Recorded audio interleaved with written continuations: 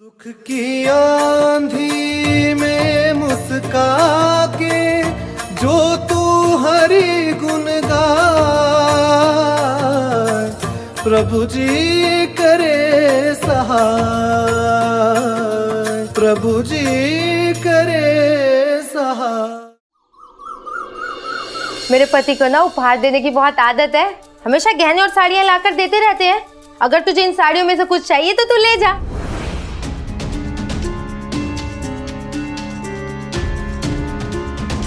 माफ कर चियो, वो क्या है, मैं भी मुफ्त हूँ, कुछ सोचती नहीं हूँ। चल जाने दे, भूल जा कि मैंने तुझे कुछ कहा है। तू ये सब छोड़, तू आ ना,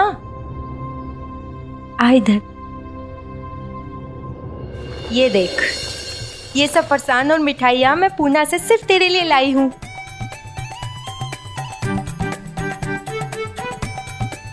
तू खा जी भर के। अय्या,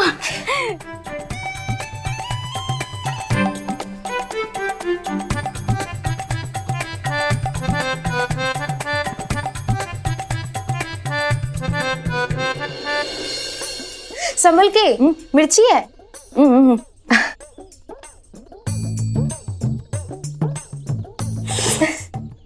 सच में तीखे है? मिर्ची तीखी ना हो तो मिर्ची काहे की, रुक मैं पानी लाती हूँ। तीखा खाने का मजा ही कुछ और होता है।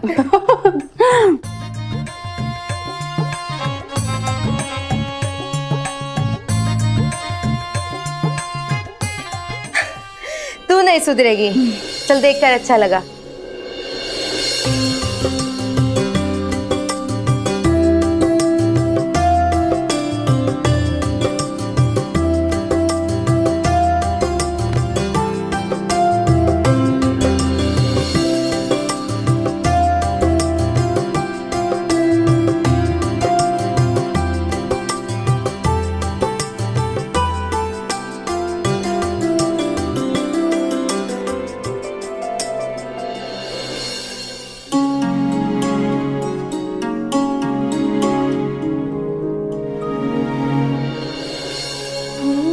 मुझे अपनी सहेली के साथ इतना अच्छा समय बिताने को मिल रहा है, वो भी दादा के वाड़े से बाहर।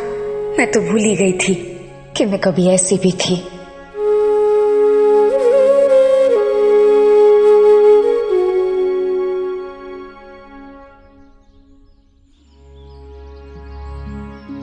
आप जो कुछ भी गाएं, वो ये सोचकर ना गाएं कि आपको पैसे कमाने के लिए गाना पड़ रहा है, बल्कि इसलिए गाएं कि आपको अपने जज्बात सुनने वाले के दिलों तक पहुंचाने हैं। तभी तो लोगों से नाता जुड़ेगा। लेकिन कैसे? हमें तो हर समय पैसा कमाने की चिंता सताती रहती है। अच्छा माँ जी, एक बात बताइए, ऐसी कौन सी भावना है जिससे आपका दिन शुरू होता है और शाम ढलती है? मेरे बेटे और बहू से, उन दोनों के साथ बिताई हुई पलों की यादों का। वो समय भी कितना कीमती था, कितना खूबसूरत था जब वो दोनों हमारे साथ थे। और अब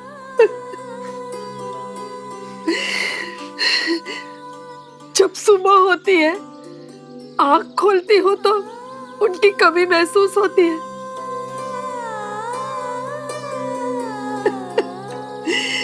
और जब थके हारे रात को जब आँख बंद करते हैं, तब उन दोनों का चेहरा ही सामने आता है।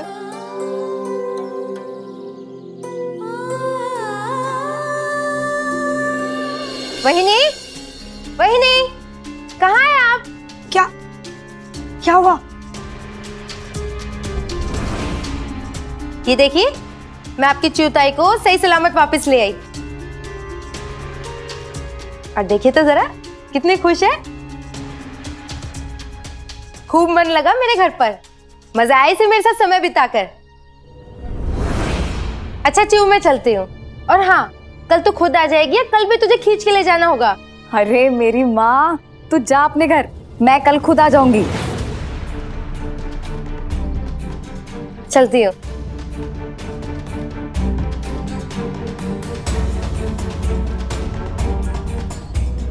वहीनी वहीनी वहीनी, मुझे तो विश्वास ही नहीं हो रहा है कि मैं वाड़े से बाहर जाकर आ रही हूँ। 9 साल वहीनी, 9 साल। लेकिन जानती हो वहीनी, सब कुछ वैसा का वैसा ही है शिरडी में, कुछ नहीं बदला। हाँ लेकिन च्युताई, आज तो वो तुम्हें जबरदस्ती ले गई, लेकिन आप कह रही थी कि कल आप खुद से जाएंगी। मैं तुम्हारी चिंता समझती हूँ वहीनी, लेकिन तुम जानती हो, जब मैंने पहली बार वाड़े से बाहर कदम रखा तो शुरू में मुझे थोड़ा सा अजीब लगा था, लेकिन वृंदा सही कह रही थी, सभी तो घूमते बाहर, तो अगर मैं बाहर चली गई तो क्या बड़ी बात हो गई, कौन सा पहाड़ टूट पड़ा। लेकिन अगर सरकार को पता चल गया तो? अरे तुम दादा की चिंता मत करो, मैं दादा को संभाल लूंगी। तुम वृंदा के बारे में सुनो, तुम जानती नहीं वो कितनी पागल है।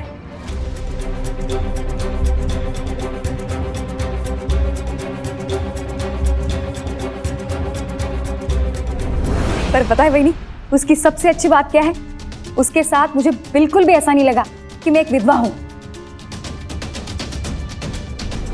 भाई साहब,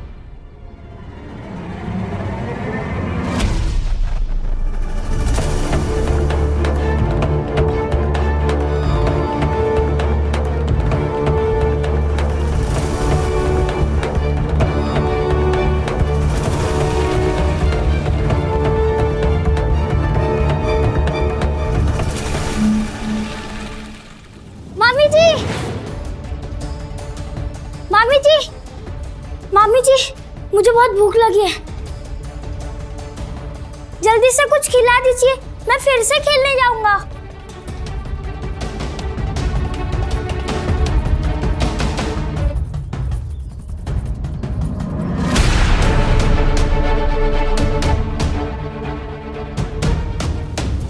काका, अब फिर?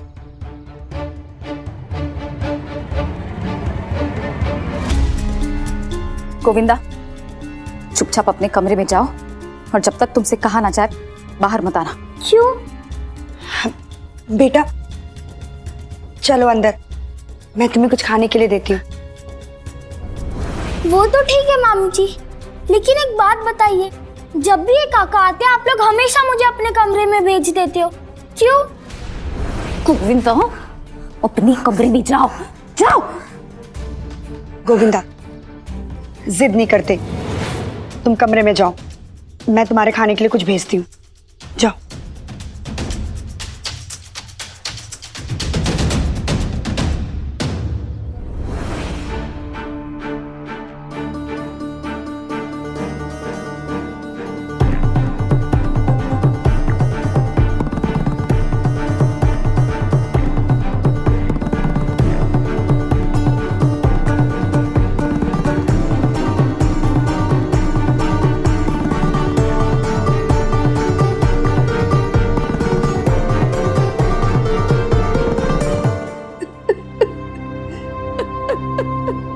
शांत हो जाइए आप लोग।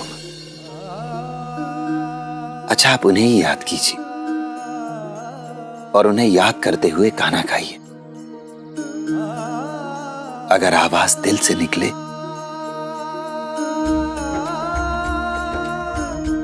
तो ईश्वर तक जरूर पहुंचती है।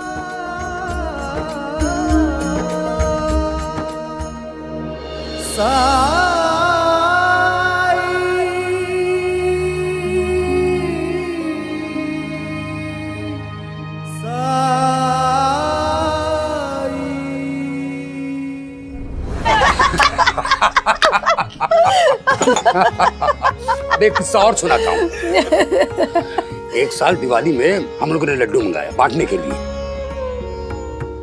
ये तुम्हारा पति इसने क्या किया, आधे से ज्यादा लड्डू खा गया। अब डरा कि हमको पता चल जाएगा तो पिटाई ना हो जाए, तो जानती हो इसने क्या किया, बड़ी चालाकी से लड्डुओं के नीचे गोल गोल पत्थर लाके रख दिया। और पता है, लोग लड्डू उठाने के साथ साथ पत्थर भी उठा लिए खाने के लिए। तो मेरी समझ में नहीं आ रहा था कहाँ मुंह छुपाऊं। क्या बाबा, ये सब बताना अभी जरूरी था क्या? अभी तो इसे बताया है, जब तेरे बच्चे हो जाएंगे तो उन्हें भी एक एक किस्सा सुनाऊंगा।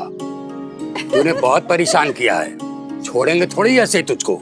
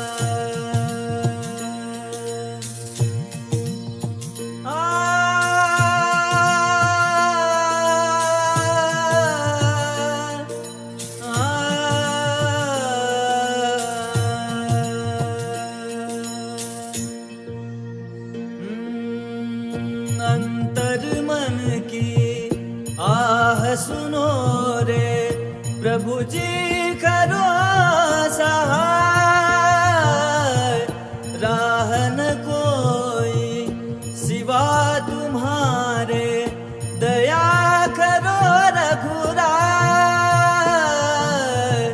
प्रभु जी करो सहाय, प्रभु जी करो सहाय।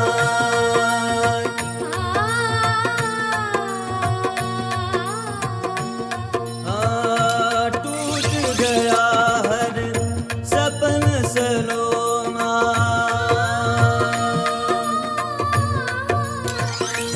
ओ टूट गया हर सपन सलोना, छूटा हर आधार, हार के तेरे दर पे आए, रघुवर कर दो पार। कैसी है ये कठिन परीक्षा, कैसी है ये कठिन परीक्षा, कैसा है ये न्याय, कैसा है ये न्याय। प्रभु जी करो सहाय, प्रभु जी करो सहाय। हाँ दर दर भटकूं और पुकारूं, दाता नाम तुम्हारा, मेरे भगवन विपदा के क्षण दे दो आज सहारा, हमको राघव सूझे कुछ ना, हमको राघव सूझे कुछ ना, तेरे नाम सिवाय, तेरे नाम सिवाय। प्रभु जी करो सहाय, प्रभु जी करो सहाय।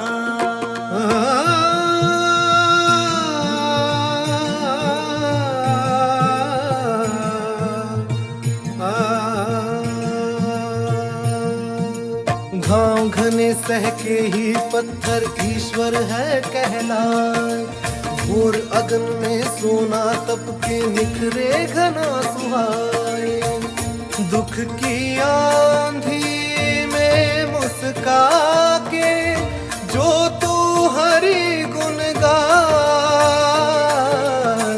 प्रभु जी करे सहाय, प्रभु जी करे सहाय।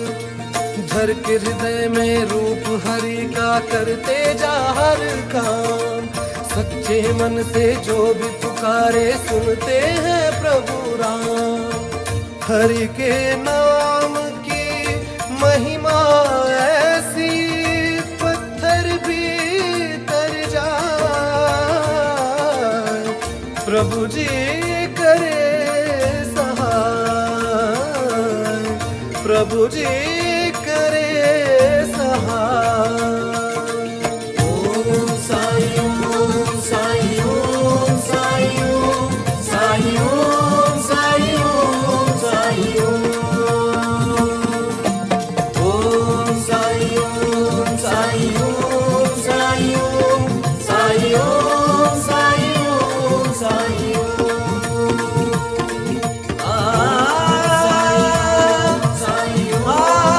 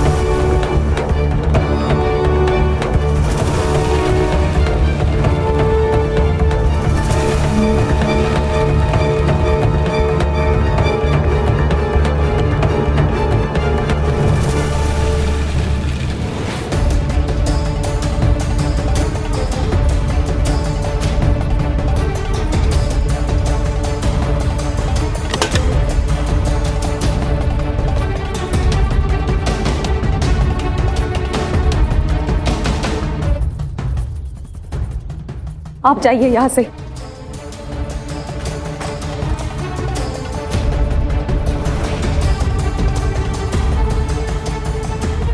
आपने सर का मुंडन किया? क्यों? किसने कहा था आपको? इसलिए आप हमेशा सर ढक के रहती है? ऐसा क्यों करती है आई आप? तुझे अभी बताती हूँ। वही बाहर जाओ। च्युताई, वही बाहर जाओ। च्युताई मेरी बात सुन। च्युताई दरवाजा खोलिए। कहा था ना कमरे से बाहर मत निकलो। क्यों निकला बाहर तू? क्यों निकला? बहुत बिगड़ गया है तू, एक बात नहीं मानता है। च्युताई बच्चा है वो, उसे माफ कर दीजिए, भूल हो गई उससे। बहुत ढीठ हो गया है ना? आज दिखाती हूँ तुझे। आज नहीं छोड़ूंगी मैं तुझे, चाहे कोई भी आ जाए। तुझे भी पता होना चाहिए माँ की बात ना मानने का अंजाम क्या होता है। बहुत बिगड़ गया है ना? नहीं।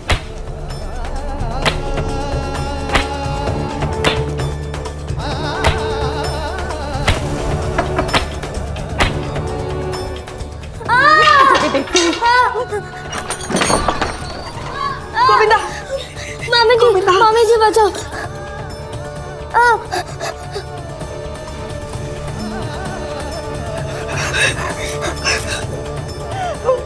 तू मेरा बिगाड़ के रखा है उसे, और करो इसके लाड़।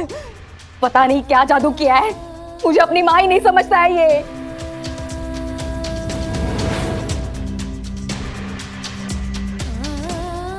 आज तो तुझे छोड़ूंगी नहीं मैं। रुक तू। जाओ कमरे में जाओ। भाग भाग। शांत हो जाइए च्युताई, पहली बार उसने आपको ऐसे देखा, असर तो हो गई। देखा क्यों? मना किया था ना? बच्चा है च्युताई, जिज्ञासा रही होगी। अगर आप उसे प्यार से समझाएंगी ना तो उसका असर भी होगा और वो समझेगा भी। अच्छा, अब तुम मुझे सिखाओगी अपने बच्चे को समझाने का तरीका? नहीं, ये सब तुम्हारे वजह से हुआ है। मेरा बेटा है, मैं देखूंगी उसे कैसे समझाना है। हाँ? तुम जाओ यहाँ से। च्युताई मेरा तुम जाओ यहाँ से। तुम निकलो यहाँ से। च्युताई निकलो।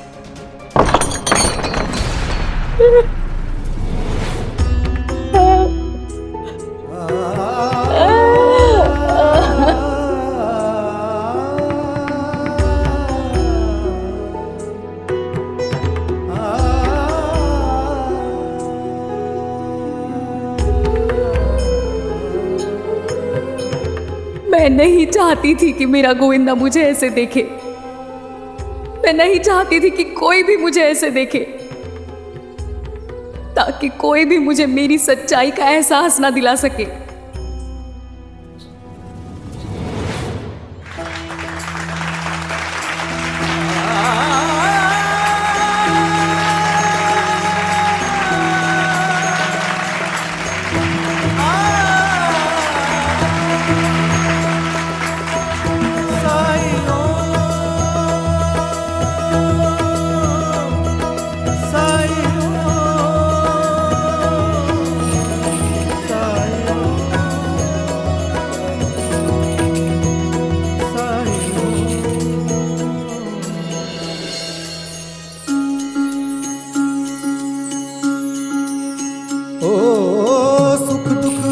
जाने हैं धूप और साए, बाबुराए मनवा तेरा उलझ न जाए। मन में आशा के दीपक बुझने ना पाए, सुबह फिर से आएगी रात समझाए। ओम साई ओम साई ओम साई ओम साई ओम साई ओम साई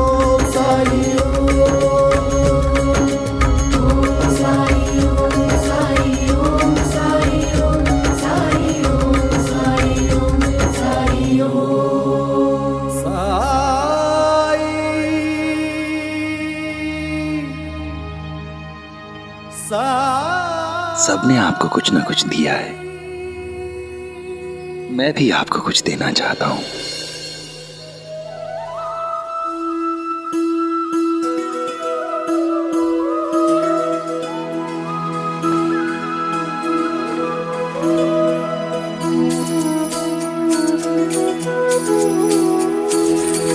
दाता ने दो हाथ दिए हैं, सेवा सत्कर्मों के लिए है।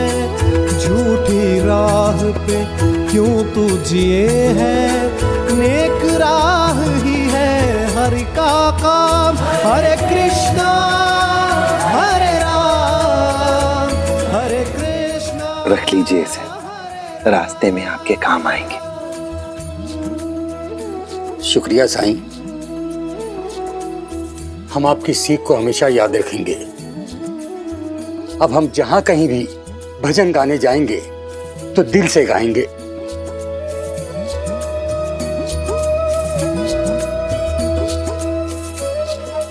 राम जी भला करें। हरे कृष्ण हरे राम हरे कृष्ण हरे राम हरे कृष्ण हरे राम हरे कृष्ण हरे राम। सही कहती थी तुम, भगवान के घर देर है अंधेर नहीं है। काफी पैसा इकट्ठा हो गया है। अगर इसी तरह लोग दिल खोलकर पैसा देते रहे तो मुन्नी क्या हो गया?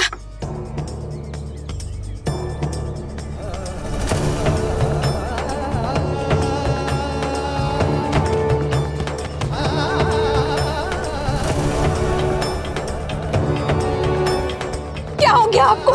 क्या हो गया? क्या करूं मैं? हाँ, क्या करूं? पानी लेके आती हूँ आपके लिए। हाँ, अभी मैं पानी लेके आती हूँ। पानी लेके आती हूँ। पानी लेके आ रही हूँ पानी लेके। हाँ, लीजिए, लीजिए पानी पीजिए, पानी पीजिए।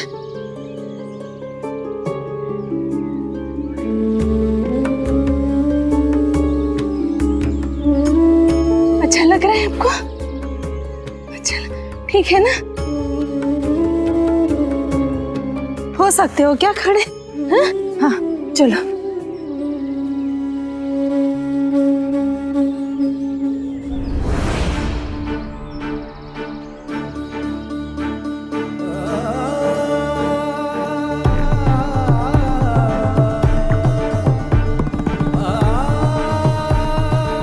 आपको क्या हो गया? वैद्य जी ने बोला था अगर ऐसा चक्कर आए तो कुछ मीठा खिलाना चाहिए। क्या करूं? क्या करूं मैं? कहां से लाऊं मैं यहाँ पे मीठा?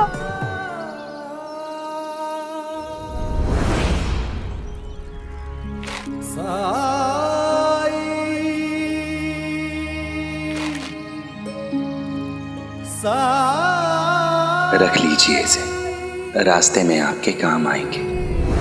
बताशा, बताशा।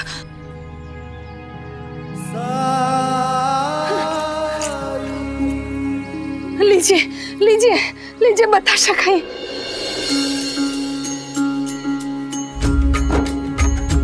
वो कहते हैं किस्मत जिसको कर्म का फल है, जीवन में कर्म योग का मार्ग ही अटल है। जो कुछ है हाथ में तेरे एक यही पल है, अच्छे कर्म किए जाए तो जीवन सफल है। ओम साई ओम साई ओम साई ओम साई ओम साई ओम साई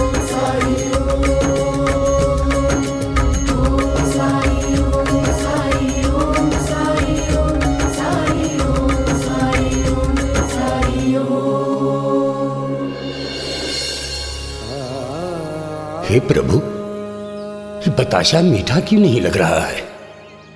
और तो और मैं इसे चबा भी नहीं पा रहा हूं।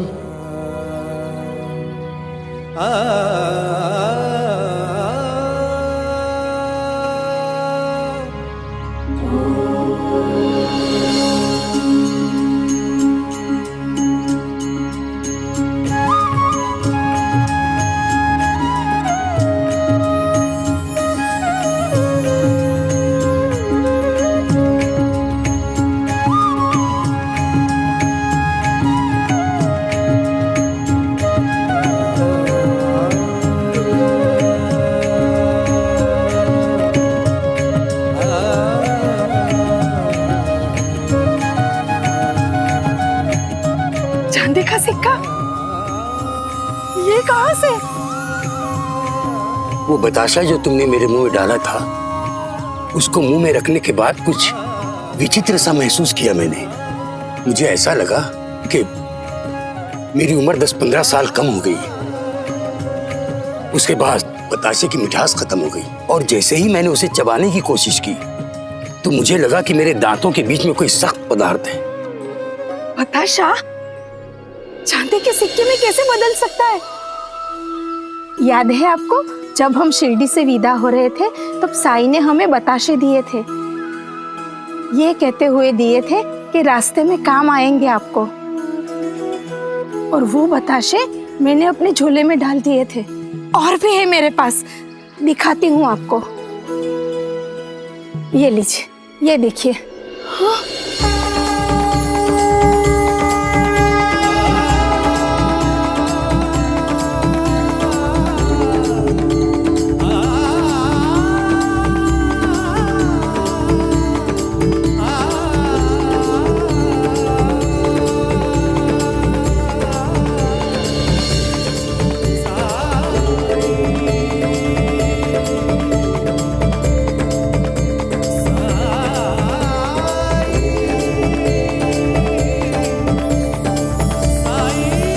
ये तो चमत्कार हो गया।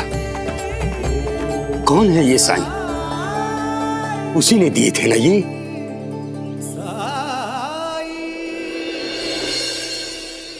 मैंने नहीं, उस मालिक ने दिए हैं आपको ये पैसे। जब आपने अपने बेटे बहू को दिल से याद करके भजन गाया तो आपकी आवाज न केवल शिरडी वासियों ने बल्कि उस मालिक ने भी सुनी और उसी ने खुश होकर आपको ये पैसे दिए। मैं तो केवल जरिया था। रख लीजिए, ये पैसे इतने हैं कि इनसे आपकी पोती की शादी बहुत आराम से हो जाएगी और उसके बाद भी पैसे बच जाएंगे जिनसे कि आपका शेष जीवन बहुत आराम से बीत जाएगा।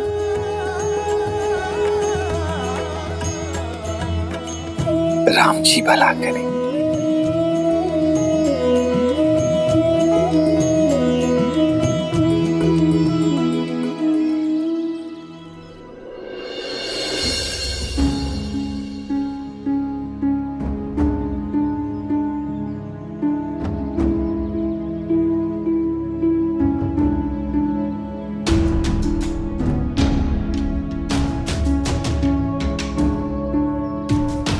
कल से च्युताई अपने कमरे से बाहर ही नहीं निकली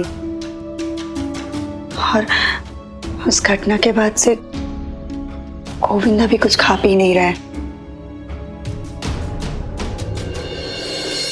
माँ, जब हम बड़े ही बच्चों को बातें ना समझाएंगे तो फिर वो यही सवाल लेकर बड़े हो जाएंगे और इन सवालों का उन पर कैसा भी असर पड़ सकता है।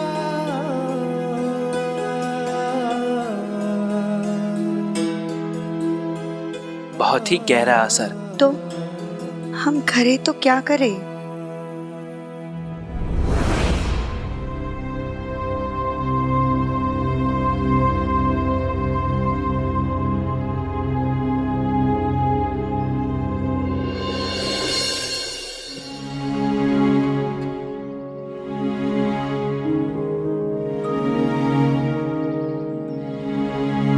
गोविंदा, मैं जानता हूं इस समय तुम्हारे मन में कई सारे विचार आ रहे होंगे, बहुत गुस्सा भी आ रहा होगा, लेकिन खाने पर गुस्सा नहीं निकालते। खाना खा लो। नहीं खाऊंगा दादा, जब तक मुझे मेरे सवालों का जवाब नहीं दिया जाता। पहले बताइए, तभी मैं खाना खाऊंगा। क्यों मेरी आई दूसरे बच्चों की आई की तरह नहीं रह सकती? क्यों बाल मुंडाने वाले काका बार बार मेरे आई के सर के बाल मुंडाने वाड़े में आ जाते? क्यों मेरी आई एक ही रंग के कपड़े पहनती है? मामी जी की तरह रंग बिरंगी साड़ियाँ क्यों नहीं पहनती है वो? क्यों वो वाड़े के अंदर कैद रहती है? क्यों वो गांव में नहीं जा सकती? क्यों वो हमारे साथ पूजा पाठ नहीं कर सकती है? बताइए मामी जी।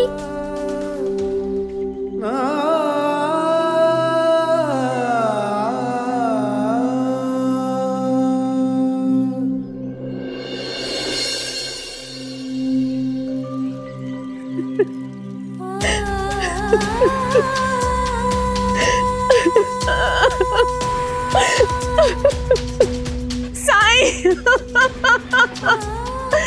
साईं मेरी मदद कीजिए साईं।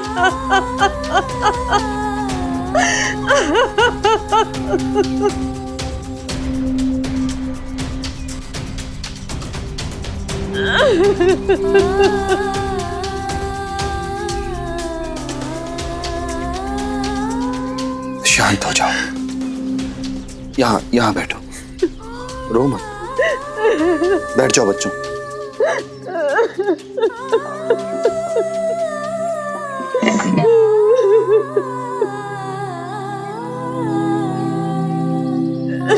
पानी पियो थोड़ा।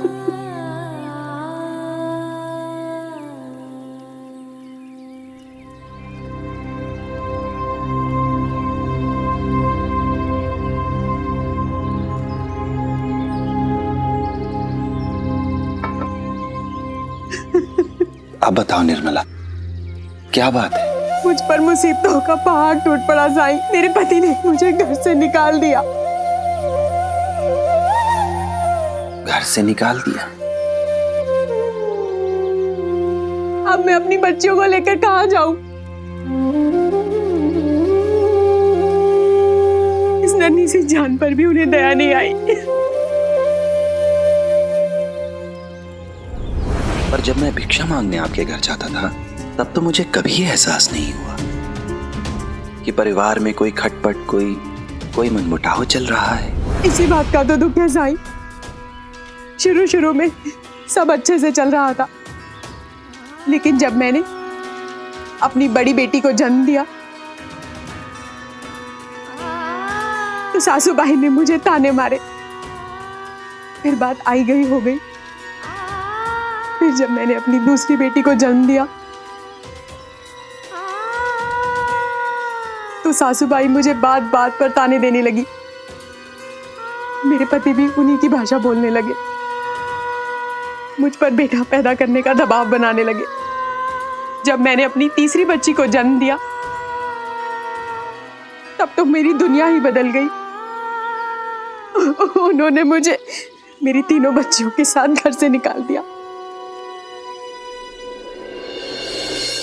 मुझे कहा मैं अपने मायके चली जाऊं।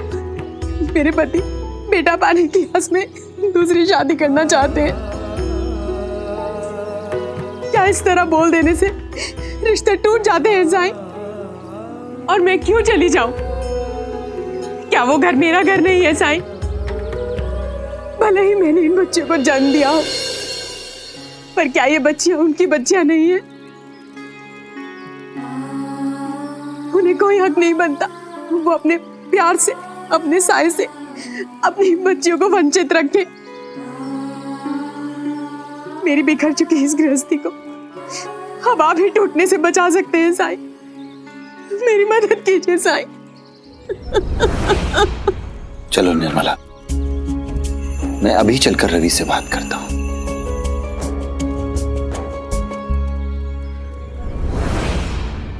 कविता, क्योंकि ये समाज का रिवाज है, यही नियम है। तुम्हारे बाबा नहीं है ना, इसीलिए तुम्हारी आई। तो क्या हुआ? झिपरी देने के भी तो बाबा नहीं है। उनके आई के साथ तो ऐसा कुछ नहीं होता, तो फिर मेरी आई के साथ क्यों? कैसे समझाऊं मैं तुझे? हमारी बिरादरी में विधवा औरतों की ऐसी ही दुर्दशा है। ये परंपरा नहीं, जुल्म है विधवा औरतों पे। ऊपर से तेरे मामा इस मामले में बहुत सख्त है। जवाब दीजिए मामी जी, चुप क्यों हैं आप?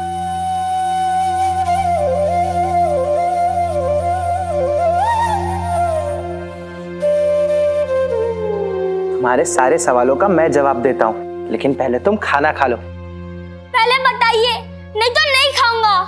तो मत खा।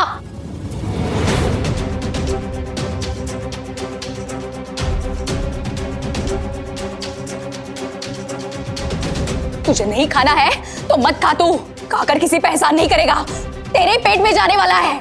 नहीं खाना है तो रह भूखा, दबाओ यहाँ से। और हाँ, कोई जरूरत नहीं इसकी खुशामद करने की। रहता है तो रहने दो भूखा। यही इसलिए अब मुझे अच्छी नहीं लगती, हमेशा मुझे डांटती रहती है। ना तो आप दूसरे बच्चों की माँ की तरह साड़ी पहनती है और ना मुझे दूसरे बच्चों की आई की तरह प्यार करती है। गोविंदा, कहाँ जा रहे हो? रुको। जाने दो उसे।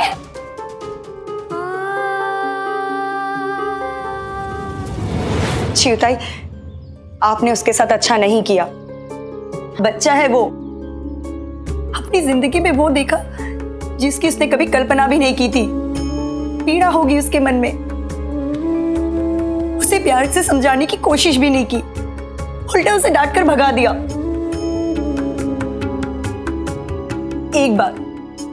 एक बार आप उसके नजर से सोच कर तो देखिए। बात सही कह रही हैं आत्या। सबको उसकी पड़ी है, सबको उसका दुख, उसकी पीड़ा दिखाई दे रही है। किसी ने कभी मेरे बारे में सोचा? किसी ने कभी मेरी नजरिए से देखने की कोशिश की? हर बार जब वो आदमी मेरा सर मुंडवाने के लिए आता है तो मुझ पर क्या बीतती है इसका एहसास है किसी को? तो वो वृंदा अपने बाल दिखा रही थी मुझे। एक जमाना था जब मेरे बाल सारी सहेलियों में सबसे लंबे और घने हुआ करते थे। जाने दो।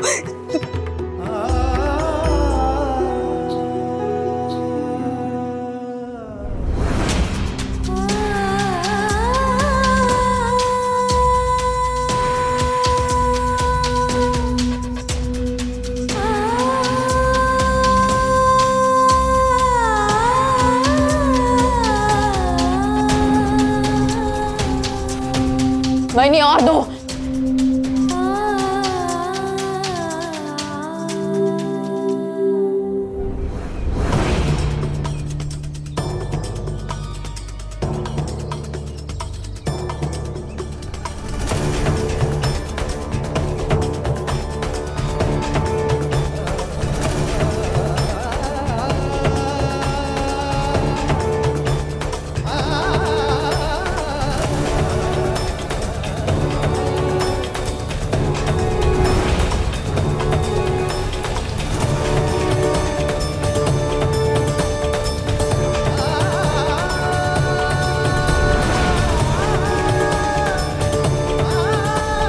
तुझे भी पता होना चाहिए माँ की बात ना मानने का अंजाम क्या होता है।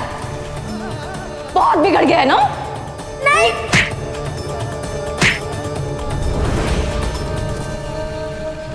गोविंदा रुक। कहाँ जा रहा है? ये देख, परी ने कितना सुंदर चित्र बनाया है। ना मुझे कुछ देख रहा है ना खेलना है, अकेला छोड़ दो मुझे। अरे गोविंदा,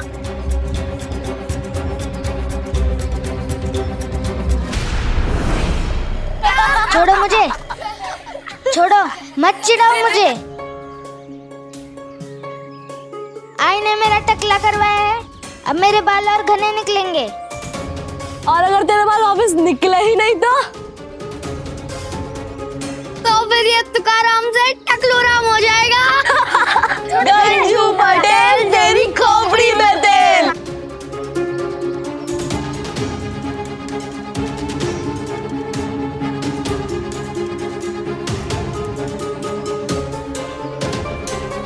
छोड़ दो इसे। क्यों? तुम्हें लगता है वो गंजा है तो तुम उस पर हंसोगे? तू इसकी इतनी तरफदारी क्यों कर रहा है? कोई लगता है तेरा? फिर इतना परेशान क्यों हो रहा है? अच्छा, इसके घर में भी सब टकले ही हैं। ओह, गुस्सा भी आता है इसे। टकला मत बोलना किसी को भी। क्या करेगा? मारेगा? ले मार। तेरी आई टकली, तेरा बाबा टकला, तेरा मामा टकला, तेरी मामी टकली, तेरा पूरा खानदान टकला। क्या करेगा? हैं? क्या करेगा? आ! अरे पकड़ो उसे। अब देख तू। हाँ? छोड़ मुझे। कहने के लिए अब कुछ नहीं बचा है साईं। दुनिया की हर सास अपनी बहू से पोता चाहती है अपना कुल बढ़ाने के लिए। इसको एक मौका दिया था पर इसने 3-3 बेटियों को जना। अब इससे उम्मीद पूरी होने से रही, इसलिए दूसरी शादी करवा रही हूँ रवि की, ताकि इस खानदान को बढ़ाने वाला कुलदीपक मिले, चिता को अग्नि देने वाला बेटा मिले।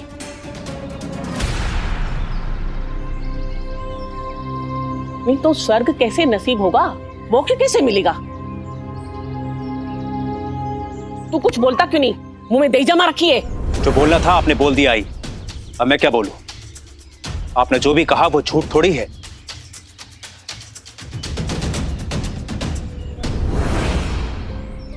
भगवान का दिया सब कुछ है हमारे पास साई, लेकिन मेरे बाद इस घर को, मेरे कारोबार को चलाने वाला भी कोई चाहिए ना, और वो मेरा बेटा ही होगा ना। मुझे भी तो मोक्ष चाहिए, मैं भी स्वर्ग का अधिकारी बनना चाहता हूं। तो बताइए साईं, मैं कहां गलत हूं? मैं अगर इसे एक मौका और दे भी दूं तो भी ये बेटी ही जनेगी।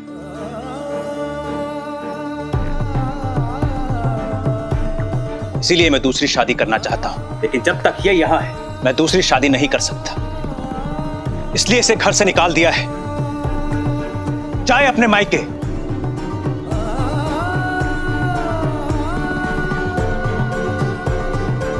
मैं आपका सम्मान करता हूं साईं, लेकिन हाथ जोड़कर आपसे विनती करता हूं कि मुझ पर दबाव मत बनाइए। मैंने निर्णय ले लिया है और यह मेरा अंतिम निर्णय है। आप ही कहते हैं ना कि हमेशा अपने दिल की सुनो, अपने दिल की करो, तो मैंने दिल के कहने के अनुसार ही इसे छोड़कर दूसरी शादी करने का फैसला किया है।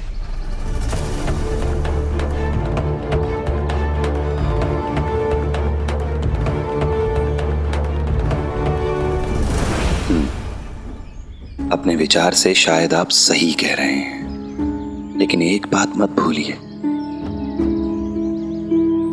स्वर्ग जाने के लिए यह भी जरूरी है कि इंसान अपने वचन को निभाए। अपनी शादी में निर्मला ने और तुमने एक दूसरे को 7 वचन दिए थे, अग्नि को साक्षी मानकर।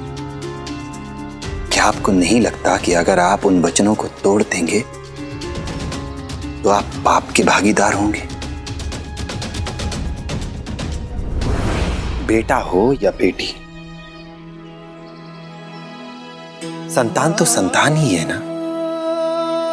अपनी पत्नी अपने बच्चों को घर से निकाल देना, ये कहां की इंसानियत है? आप देवी की पूजा तो करते हैं, लेकिन अगर घर में देवी का जन्म हो तो आप बर्दाश्त नहीं कर सकते।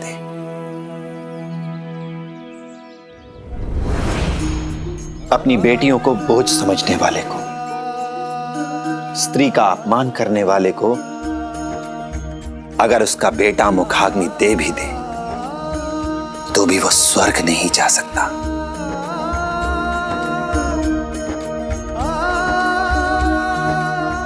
तो फिर साईं मैं क्या करूं? आप ही कुछ उपाय बताएं। निर्णय आपने लिया है, फैसला आपका है, तो उपाय भी आपको ही ढूंढना होगा।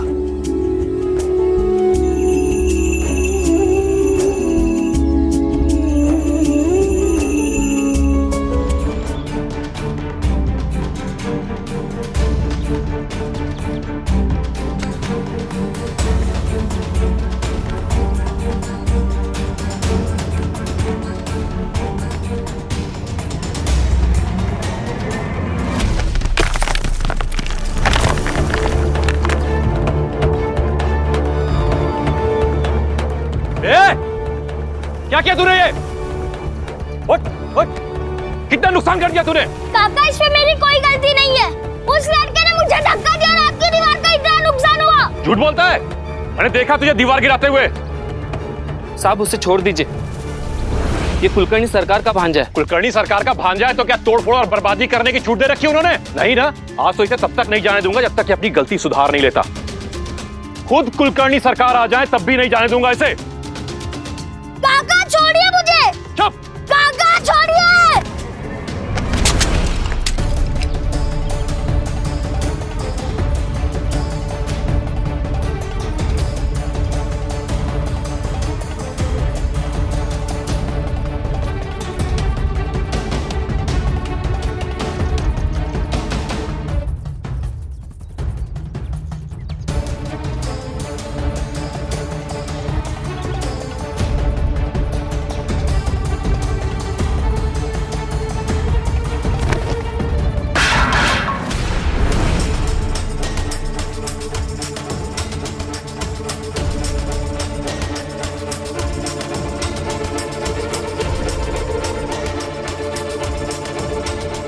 साड़ी का सत्यानाश कर दिया। इतनी महंगी साड़ी।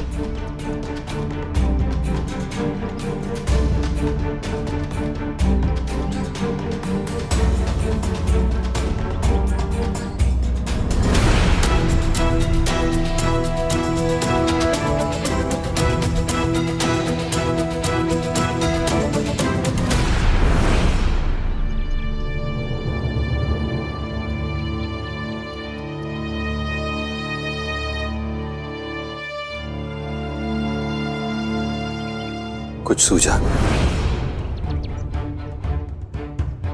मुझे तो एक ही उपाय लग रहा है साईं। निर्मला अपनी बेटियों के साथ अगर अपने मायके चले जाती है तो भी मैं यहां से उसकी आर्थिक मदद कर सकता हूं। उसे किसी पर निर्भर नहीं रहना पड़ेगा। जब पैसा होता है तो जीवन आसान हो जाता है। तीनों बेटियों की शादियों के लिए भी किसी पर आश्रित रहने की जरूरत नहीं होगी। इन्हें जीवन में कोई तकलीफ नहीं होगी साईं। जीवन की सारी सुख सुविधा मैं यहीं से इनके लिए जुटाता रहूंगा। इनके प्रति मेरी सारी जिम्मेदारियों का निर्वाह करूंगा और अपने बेटे और दूसरी बीवी के साथ भी निश्चिंत होकर रह सकता हूं। फिर तो कोई पाप नहीं होगा ना। मैं पैसे देने के लिए तैयार हूं। पूछिए इससे कितने पैसे हर माह चाहिए इसे। नहीं साईं, दुनिया की सारी दौलत पति के आगे कम है। सारे सुख पति से है। मैं ये दौलत लेकर क्या करूंगी अगर मेरा पति ही मेरे साथ नहीं है तो।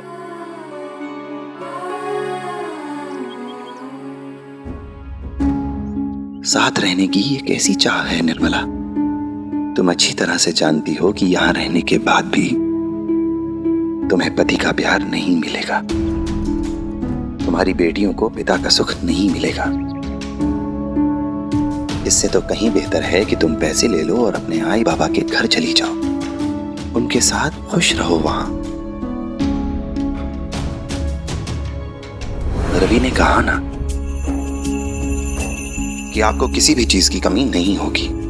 बस समझ लेना कि जैसे यहां ससुराल में रहकर पति का साथ नहीं मिला, वैसे ही वहां मैके में नहीं मिल रहा है। साईं, मेरी समझ में नहीं आ रहा है, आप ऐसा क्यों कह रहे हैं? क्योंकि ऐसा करने में ही सबकी भलाई है। अगर साथ रहकर भी साथ ना मिले तो ऐसे साथ का क्या लाभ। और हां,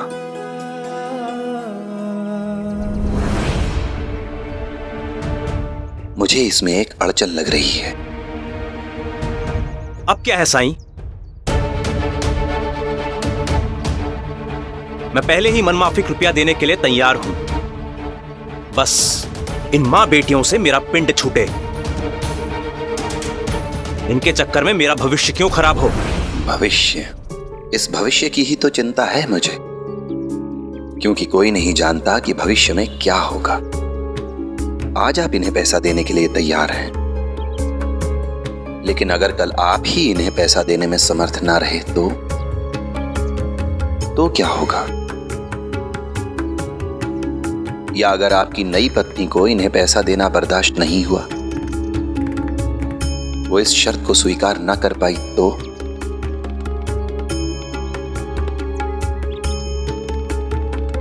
तब तो निर्मला और उसके बच्चे असहाय हो जाएंगे, मजबूर हो जाएंगे। इसलिए मेरे विचार से आपको आज ही इन्हें सारे पैसे देकर हमेशा के लिए विदा कर देना चाहिए, ताकि भविष्य में इन्हें आप पर भी निर्भर ना रहना पड़े। फिर जैसा कि आप चाहते हैं, आपको हमेशा हमेशा के लिए इनसे मुक्ति मिल जाएगी।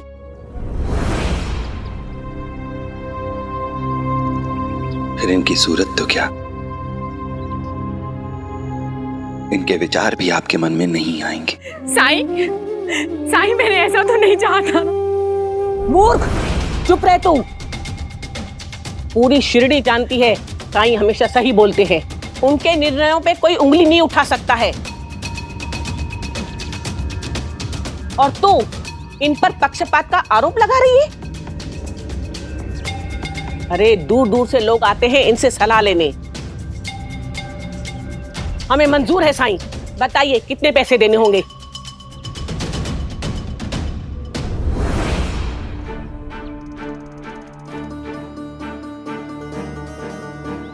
एक बेटी, सिर्फ एक बेटी के वजन के बराबर पैसा दे दीजिए और हमेशा हमेशा के लिए मुक्त हो जाइए इनसे। बड़ी वाली या फिर? बेटियां आपकी हैं, आप खुद ही फैसला लें। मुंह क्या देख रहा है? उठा इस छोटी को, वजन में सबसे कम है वो। कम पैसों में इन चारों से हमेशा के लिए छुटकारा मिलेगा।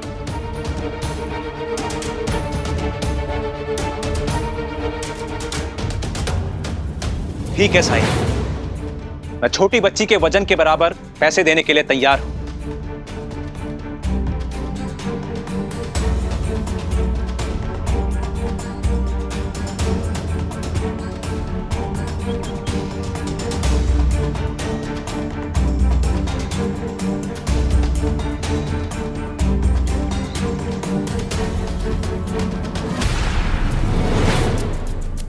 अरे दादा, इतने जल्दी लौट आए तुम?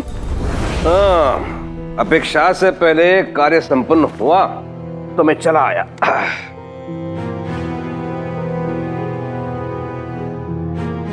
जो? हाँ? रो रही थी क्या?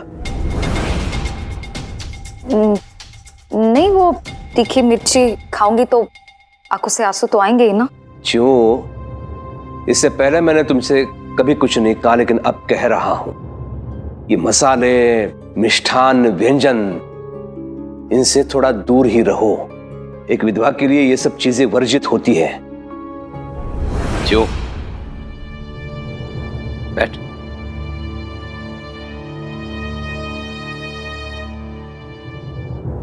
मेरी अनुपस्थिति में क्या क्या हुआ यहाँ पे?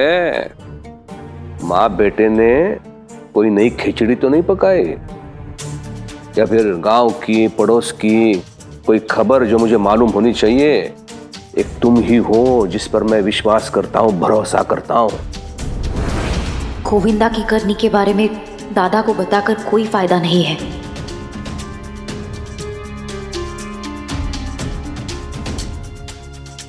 क्यों?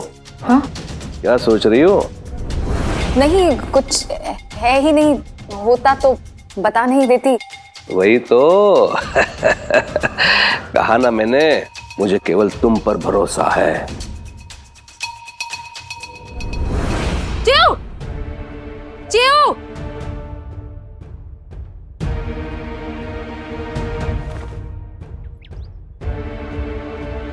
हरिओम।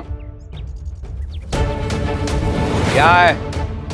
मर्यादा का ध्यान रहे, कुलकर्णी सरकार का वाड़ा है ये। हाँ हाँ, मर्यादा तो आपके वाड़े की है, सम्मान तो आपके वाड़े की औरतों का है, हमारी तो कोई इज्जत ही नहीं है। ऐसा हुआ क्या है? चीऊ को क्यों आवाज दे रही हो? क्योंकि हमारी ये हालत इसके बेटे ने की है। मेरी बनारसी साड़ी गई सो गई। ये देखिए, देखिए मेरे पति का क्या हाल किया है।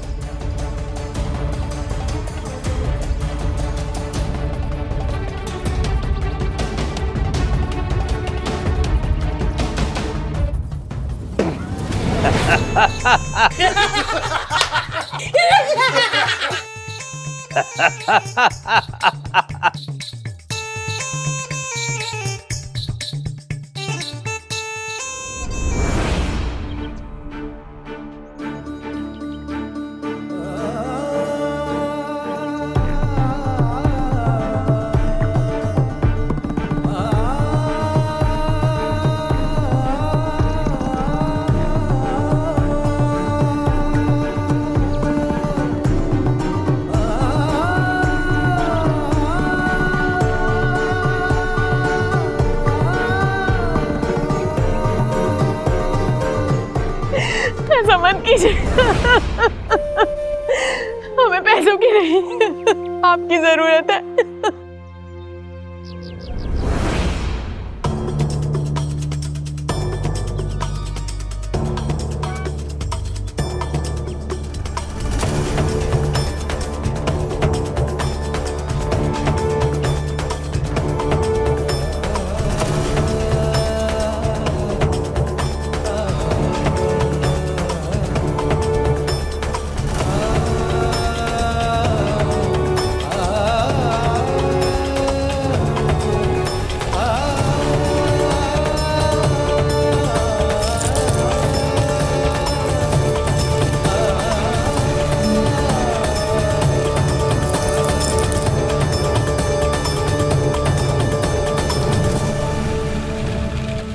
और डालता हूं।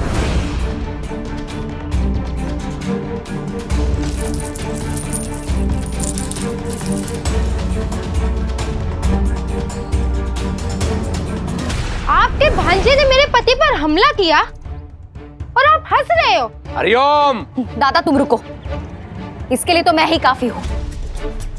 क्या क्या कहा तुमने? हमला किया मेरे गोविंदा ने? गोविंदा शरारती है पर कभी किसी को मार नहीं सकता। तुम जहां चाहो वहां लिख कर दे सकती हूँ मैं। हाँ हाँ, मुझे किसी के साक्ष्य की जरूरत नहीं है। मैंने खुद अपनी आंखों से देखा है और बाकी लोगों ने भी देखा है। तो मुझे भी तुम्हारी या किसी की गवाही की जरूरत नहीं है। तुमने देखा है तुम मानो, मैंने नहीं देखा है मैं नहीं मानूंगी। आए हाय, इसका मतलब मैं झूठी, सारा गांव झूठा, एक तू और तेरा बिगड़ैल बेटा ही सच्चा।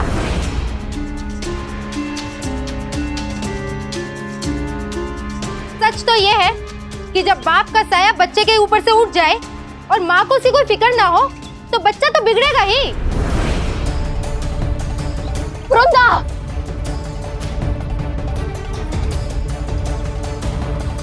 बहुत हो गया, अब एक शब्द नहीं। तू भूल रही है चिहू, मैं पहले वाली गरीब वृंदा नहीं हूँ जिस पर तू या तेरा भाई आसानी से दोस्त जमा लिया करते थे। अब मैं भी तेरे टक्कर की अमीर हूँ और वैसे भी मैं तेरी तरह अपने भाई के टुकड़ों में नहीं पलती। हरिओम। तुम दोनों ने क्या तमाशा लगा रखा है? संभालो इसे। देख रहे हो ना स्त्री होके कैसे बात कर रही है मुझसे।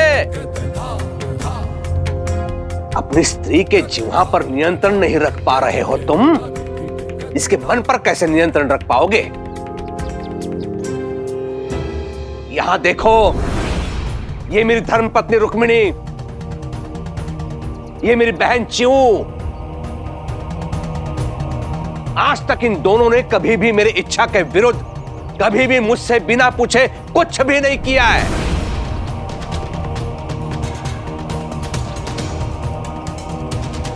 ये मेरी बहन चिऊ, इसने हर बात मानी है मेरी आज तक। ये पहले चंचल थी लेकिन कभी भी इसने मर्यादा का उल्लंघन नहीं किया। फिर उसका पति चल बसा लेकिन इस बात का कभी अनुचित लाभ नहीं उठाया इसने।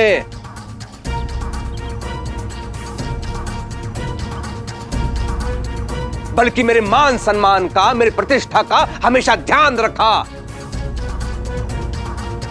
कहीं कोई ऊंच नीच ना हो इसके लिए इसने विधवा होने के पश्चात भी घर की चौखट नहीं लांगी।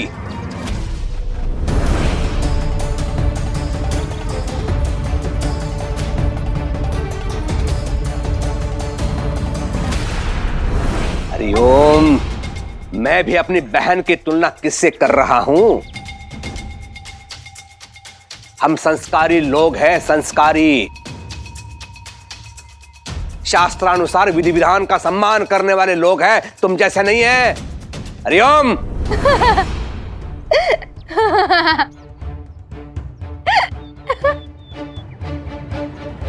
मैंने तो सुना था कि आपको शिरडी में होने वाली हर बात की खबर रहती है, लेकिन आज पता चला कि आपको तो अपने घर परिवार की ही खबर नहीं है। हरिओम। मेरे पति को सुनाने से पहले आप स्वयं तो परख लेते कि आपके घर की औरतें आपके कितने काबू में रहती हैं।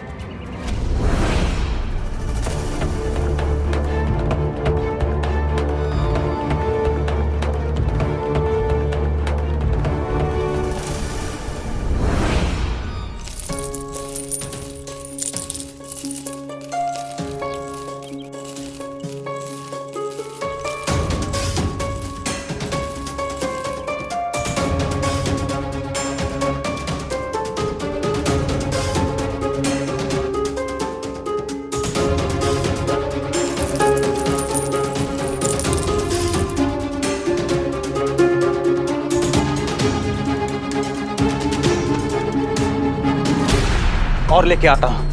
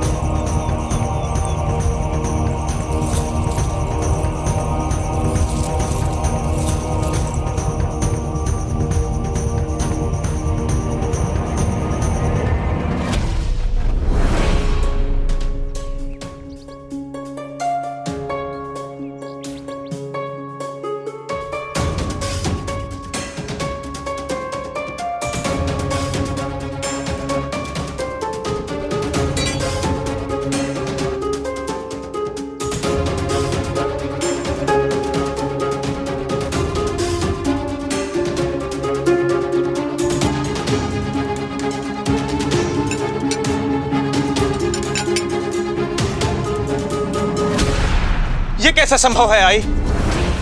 इतना सब कुछ डाल चुका हूं लेकिन दूसरा पलड़ा हिल ही नहीं रहा। जरूर इस तराजू में कुछ खराबी है या फिर इसके साथ छेड़छाड़ की गई। घर आपका, तराजू भी आपका, तो कोई दूसरा छेड़छाड़ कैसे कर सकता है? पर फिर भी अगर आपको कोई संदेह है तो आप तराजू की जांच परख कर सकते हैं।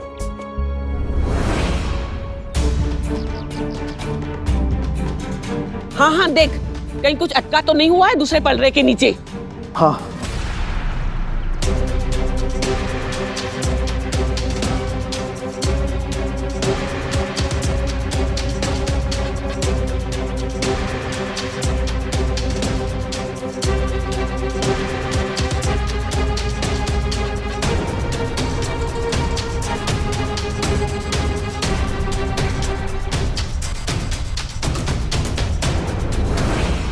तराजू में कोई खराबी नहीं है आई। हो गई तसल्ली।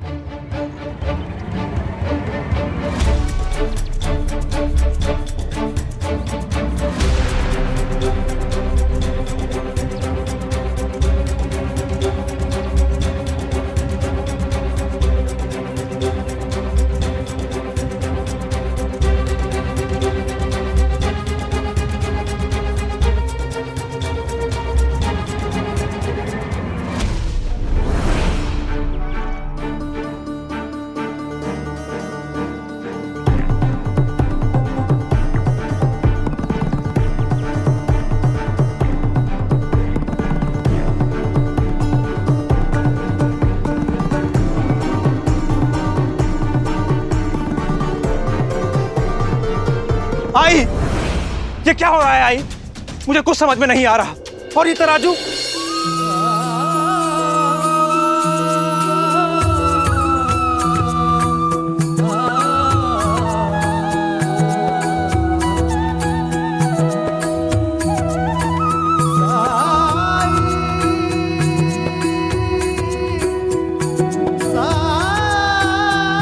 आई, ये क्या है?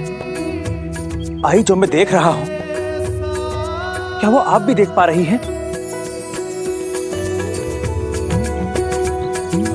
हाँ बेटा, कमल पे तो महालक्ष्मी विराजमान होती है।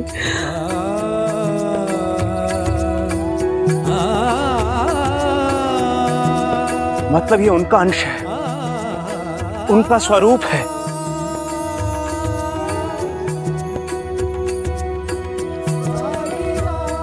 मैं नहीं जानता था मेरी बेटी लक्ष्मी का अवतार है।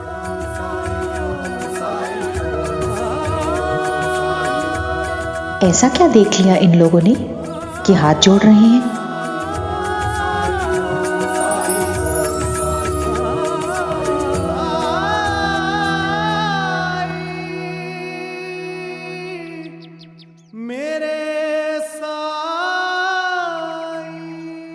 धार्मिक वीडियो सबसे पहले देखने के लिए हमारे चैनल को सब्सक्राइब करें और बेल आइकन दबाएं।